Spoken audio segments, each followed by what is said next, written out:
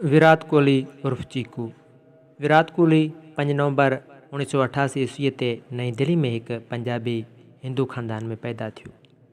संदसि पीउ प्रेम कोहली ऐं संदसि माउ जो नालो सूरज कोहली आहे। हिनखे हिकु वॾो भाउ विकास ऐं हिकु वॾी भेण भवाना आहे।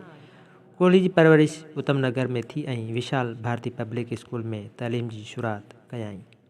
1998 ईस्वी में वेस्ट दिल्ली क्रिकेट अकेडमी ठाही वई ऐं 9 सालनि जी उमिरि में कोहली उन्हनि जी पहिरीं एंट्री जो हिसो हो।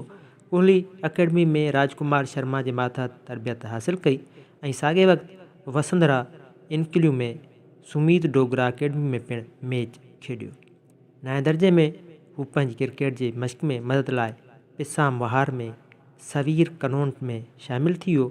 हिन जो ख़ानदान 2015 ईस्वी ताईं मीराबाग में रहंदो हो ऐं पोइ गरगाउन हिकु शहरु आहे जेको उत्तर हिंदुस्तानी रियासत हरियाणा में वाक़िअ आहे, मुंतक़िल थी वियो। हुनखे पद्माश्री एवॉर्ड, अर्जुन एवॉर्ड, राजीव गांधी खेल रत्ना एवॉर्ड समेत ॿिया केतिरा ई नंढा वॾा एवॉर्ड मिली चुका आहिनि। कोहली खे वॾे पैमाने ते रांदियुनि जी तारीख़ में अज़ीम तरीन बैट्समैननि मां हिकु सम्झो वेंदो आहे।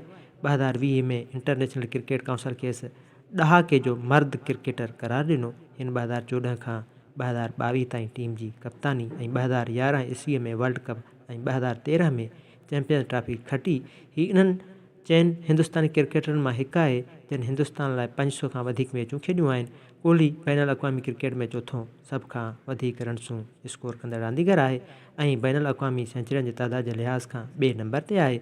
हिन 2017 ईस्वी में बॉलीवुड जी मशहूरु अदाकारा अनुष्का शर्मा सां शादी कई आहे।